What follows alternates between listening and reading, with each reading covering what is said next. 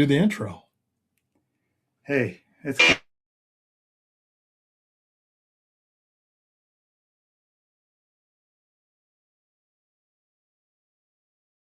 correctly. What's that say? The mics are muted. live. All right, we might be live, we might not. Brad still doesn't have seen. I don't know if he has it figured out yet. Are live. We will see. We'll see when we watch it back whether it all works. I have faith in my skills.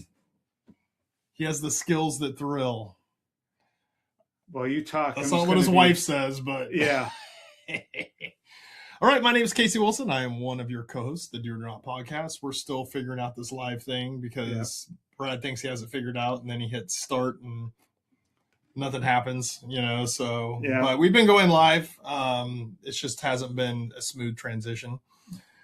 This is my co-host, Brad Erie, aka Mr. Technology. Yes. So we're live, and we're going to be talking about today. We're going to do a little bit talk a little bit about fitness, and then we're going to talk about Mandalorian and Grogu, because we're going to go watch it tomorrow night at 8:00, and then we're going to come directly back and do like a 20-30 minute review right after we watched it, so it's fresh in our minds and we get a fresh impression of what we think. So tomorrow, probably at 10:30ish, we'll be back on live, doing a live podcast, giving you a breakdown of what we thought of Mandalorian and Grogu. So today we have a nice theme up here of, characters from the show, except Grand Admiral Thrawn, but I have a feeling he will be a part of the Mandalorian and Grogu because he's in that universe now after Ahsoka season 1. So I think it's all going to be merging together. We may even get a little snippet at the end, maybe. Who knows? My hopes are pretty low. I know. My hopes are low. I have For the not first watched... time we've switched. My hopes are not high. You're wrong. My hopes are not high. Yeah. I'm just trying not to watch anybody else's reviews. I've seen it. Some YouTubers have seen it already. Mm-hmm. Went and watched a pre-thing, and then, critics have seen it. I don't want to hear any of it. I'm waiting. I'm going to go watch it, and I'll give my own opinion on it fresh tomorrow night afterwards.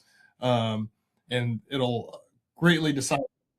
I'm just throwing in some applause in there to try and stuff out. So we've switched it up where Brad now has access to his computer while we're going. So we'll see what kind of craziness he tries to throw at us. But so tomorrow, I'm going to definitely. You have to do those at the right time. Look, okay. You can't just do them. There's a delay. But anyway, it's kind of weird, looking at the camera, but not having the screen up there where I'm looking at myself and you. And I'm just staring down because I'm looking at myself. So anyway, tomorrow night, I'm very excited about seeing it. Because very excited would be an overstatement. I'm looking forward to seeing if it's halfway decent. I have a strong feeling. So I think today what we're going to do is just give our opinions on what we think is going to happen. And see if we're right or wrong. And then you'll hear tomorrow night if we were right or wrong. Yeah. So I think it's going to be an okay movie. It's going to be better if it was a series on Disney Plus, because that's what it has been. Yeah. A major movie focus with all the bells and whistles and give you that Star Wars feeling that you get from when I was a kid. And when you watched even the prequels or read the books, you get that feeling of, when that music hits, that hair stands up on your arms and you get all excited about it. I don't know if it's going to have that. I really don't. But with that being said, I'm hopeful. I'm trying to give them an opportunity. We just we did some podcasts with about Maul Shadow Lord, and it was good. That was we awesome. Liked it. We really liked it, and he loved it. I really liked it, and I thought it was well done. So I don't know how much of this movie still has the vestiges of Kathleen Kennedy wrapped around it, the tentacles that hadn't been cut yet, or maybe they were. But Filoni's been in charge of creative for a while now, so this should be his coming out party.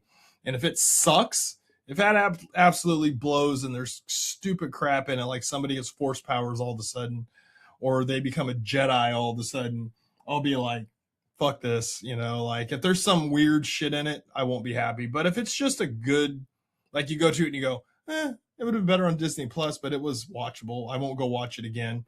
Or holy crap, that was really good. I want to go see it again. That's what the goal is always. If you're going to have a really successful franchise, you want people seeing it twice. Or like back in the day where people just went over and over to see Star Wars like 50 times. And Yeah. shit. And that's why it made so much money. It won't, I almost guarantee it won't be that, but it may be good. Society's changed too. There's so much stuff to do compared to what you had back then. But with that being said, I want a movie. I consider it's a good movie if I'm looking forward to. I won't go back to the theater probably and watch it again because it's just not. I have a hard time going to the theater in the first place. Yeah, I still haven't seen Hail Mary. I almost bought it for $24.99 on Amazon last week. I can't believe you haven't seen it. This weekend I'm going to watch it on my TV sitting on my couch. But people are like, "Do you see Mortal Kombat 2?" And I'm like, "No." Because I don't go to the movie theater very much because it sucks. I can sit on my couch and watch it on my big screen with my surround sound. But we're going to go see it. So tomorrow night, 8 o'clock, we're going to go see it. Then we're going to come directly back here and give you our opinions and reviews of it. I think it's going to be mid, as the kids say. I'm going to go ahead and pre-rate it at 1.5 kettlebells. I think you're just giving it a pre-rating, huh? Yeah, I think I'm going to. So you're going on the lower end side. I'm going on the lower end. I feel like it's just going to be. Well, Jon Favreau already said that this is just season 4 condensed, and I'm like, well, season 3 kind of sucked. And if this is just more of the same, there's going to be no Skywalker. So you're trying to compare. Thrawn. You're trying to compare it to season 3 then instead of season 1 or 2. Yeah. I think it's gonna be. You think Shaq Black and Lizzo are gonna be in it? They might be in it. I'm not expecting anything. Like I had held out hope for like a Thrawn cameo or a Luke Skywalker cameo at the end of season 2, but I feel like that's all gone away. So I'm going in there. So 1.5, huh? Expecting the worst, and hopefully I'll be get a surprise. Brad's so easily impressed that he'll come out and he'll like, "I'll give it 5. Oh, so good," and I'll be over here going, it was not that good." I almost guarantee that's what's going to happen. Yeah. Well, let me tell you what's going to happen tomorrow night. We're going to come in here, and if you watch this and then you watch tomorrow night, you're going to have Brad go, "Yeah, that was the greatest. They had a lightsaber. 4 kettlebells out of 5," and I'll give it 2.5 or 3. And I'll be like, it's mid. It's right in the middle. Probably 2.5 kettlebells is my guess. But we'll see. I want to see at least a Jedi. I mean, can we get a lightsaber? So let's say that they bring Luke into it. Does it immediately go up a whole kettlebell for you? Even if it's not even well done. Let's say he's just in it for like a little bit. If he's in it for a little bit. At the end, they bring a little Thrawn Ahsoka preview, like where they're in it and they're kind of like talking about, and then you're foreshadowing what's going to happen in the Ahsoka season 2 and what they want to do in the future with the movies that are all going to merge together. Like Filoni was supposed to have this big heir to the Empire, which is they can't because they bastardized everything. But as close as he can get to heir to the Empire kind of moment. I think if they had just a little bit of Luke, it'll go up 1 kettlebell. All right. If they have Luke actually do something like at the end of season 2, like fuck some people up. Yeah, just to show a little bit of power, and then it'll go up like 2.5, maybe like 3 they're kettlebells. Losing a battle or something. Yeah. You know what? It might go up a whole kettlebell for me if Pedro Pascal actually acts like he wants to be in the movie. Yeah. So like if you. So Pedro, the Mandalorian is supposed to have kind of a monotone kind of like lacking like emotion. But if you watch, I just watched season one again. That's my heart thinking. And the way he talks is still monotone, but there's expression and emotion in it. He's gotten to the point where I think he does not want to do this anymore. And his monotone Din Djarin, Mandalorian voice is so lacking of even basic up and down emotion in it. Yeah. When you look at like the previews and you looked at season 3, yeah, and the way he talked, it lacks so much emotion. And he's not doing any of the other.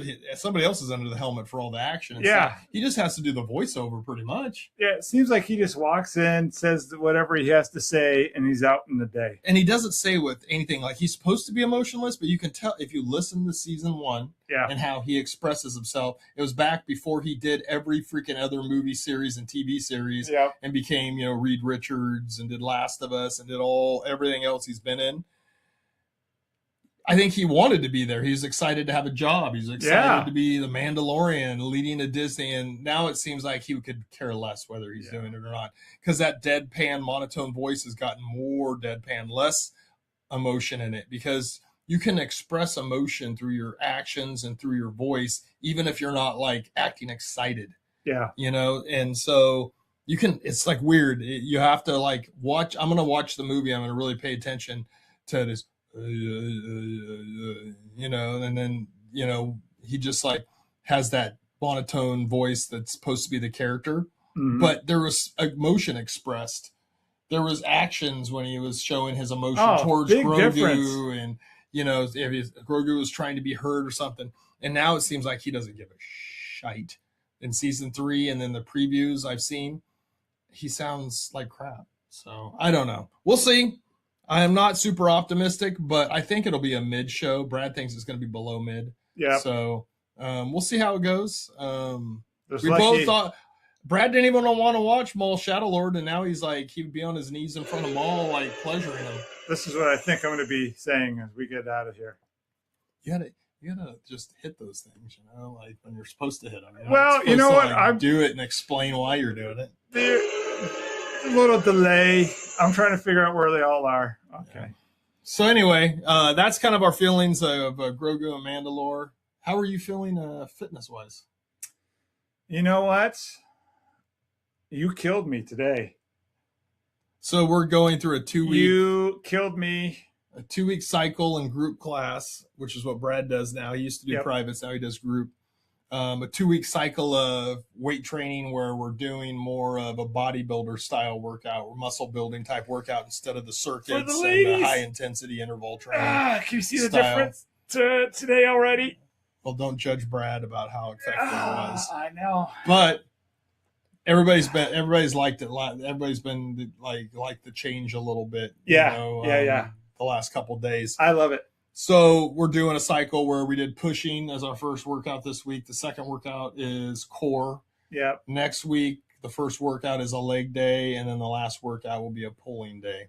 So everything's split up along those lines, and we're lifting heavy and taking longer break periods. In between, you're staying at the same station instead of circuiting around to different stuff. And it makes a huge trying difference. To do heavier weights. And this is in a fitness aspect, this is what you need to do to challenge your body. Like when I look at group class, we change it up a lot, but there's kind of a theme to it, and we'll do an upper body day, but we're kind of doing an upper body day where we're circuiting through and you're not doing quite the heavy amount of weight because you're circuiting and you're gonna go do another exercise next and next and next before you get a rest. And so we don't do as heavy a weight. With this, you get a whole minute to rest in between. It's not particularly like for sure bodybuilding would rest more like a minute and a half or 2 minutes in between, or even longer for some guys. But I want to also, you got to keep a lot of exercises in, during that period of time. So you're always, the one thing I want to talk about, if you're going to the gym, I meet with a lot of people who don't know anything about fitness. And some people know stuff about fitness, but they don't know how to break it down. There's a lot of gym bros that don't know what's going on. And so when you're training people, when you're actually a trainer, you got to really think about programming, what you're doing when you're programming your workouts for a private client, a group client. And so I'm looking at what we're doing and I'm going, it's really good for in shape, but then sometimes it's fun to do something that's different. And the reason why you do those different things is to cause the body to adapt. So the theme of our little talk right here about fitness is adaptation. If you do the same workout every single time you go in the gym, the results will dissipate within a month, meaning you'll get results early on and then it'll dissipate. If you're inching it up a little bit harder, like, I went up a level, I went up, 5 minutes here, it'll stretch out a little bit longer, but your body adjusts to things quickly. So about every 14 to 21 days, the human body will start going, if you do the same thing over and over again, which is a good thing when you're eating, because if you don't eat any sugar for 14 to 21 days, all the sugar cravings will go away. But when it goes to working out, If you do the same thing for too long, the body adjusts to it and there's no change happening. There's no adaptation happening. You got to challenge the body. You got to push it, heavier weights, changing up the way you work out. Don't always bench press, throw dumbbells, cable exercises, different angles, doing an incline, a decline, flies. Those are things that you do for like bodybuilding if you're really trying to build muscle.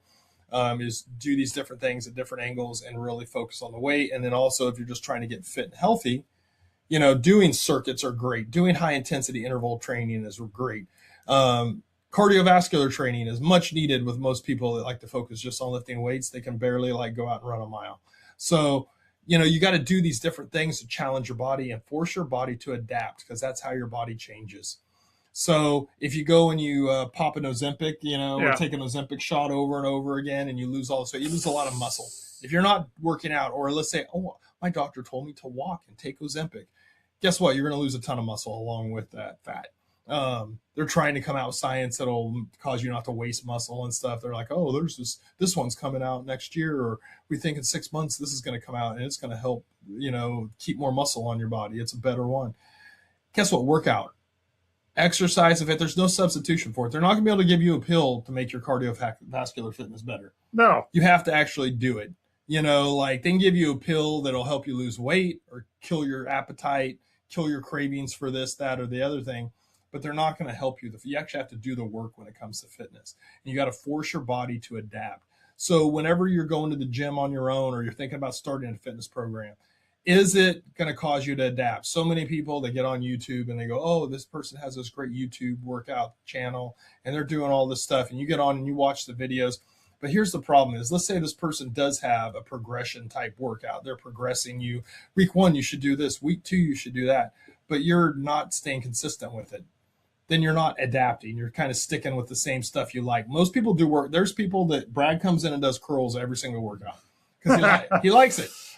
He likes doing curls because it's easy for him. He hates doing shoulder exercises because he sucks at them and they hurt. They hurt because he has bad shoulders. He has some degeneration in the shoulders. But if you don't ever use it, you lose it. Or if you do the same thing over and over again, the adaptation stops. And so you won't be getting it. So a lot of people will do the stuff they like to do. Some people love doing running. That's all they do is they go out and run. They don't do anything else, or they do a tiny bit of other things. And that's all they do. Well, their body is used to the running, but their body is also losing strength and muscle mass as they age because they're only running, and they're getting weaker and more brittle boned. So you always want to be doing a combination of everything, but you also want to be pushing your body. Do you want to push it to break? No, but you want to be pushing it. Like today, Brad was doing forced reps on bench, which is way more with a weight that he may do when he's in here on his own, but he can't get the forced reps because I'm there spotting him, helping him get those reps, right? Yep. So now he's going to be more sore in his chest than he would be on a day and did the same weight on his own. Oh, very sore. When he had to stop at 5 reps, but I helped him get 9. So there's a difference in what you're doing. So now his body is being forced to adapt to that stimulus. So that's kind of the main gist I wanted to get a little in there, because I've had some people lately that have come in and they're like, well, I think I need help. I've been working out at the gym for this long and nothing's really happening. I mean, I changed early on. And so I want to go over that in case you have those same questions. Adaptation, very important. You got to push your body. You got to challenge it. Best way to do it, get a trainer. That's all I do is force people to adapt to their workouts. Brad knows. That's why I asked him how you feeling today, because this was a different type of workout. My shoulders are smoked. Yeah, because he was doing stuff he's not used to doing. I was telling everybody you got to go heavier, and I was watching them, and I put out weights that were a challenge for them, and knowing that certain people, that work out or come to class like to always grab maybe a little lighter weight than what they're capable of doing, because then they'll feel better about themselves, or they're less challenged and moderate. I'm like, grab the heavier weight. So the last 3 days has been really trying to get people to push, grab heavier weight, longer rest periods, not moving at the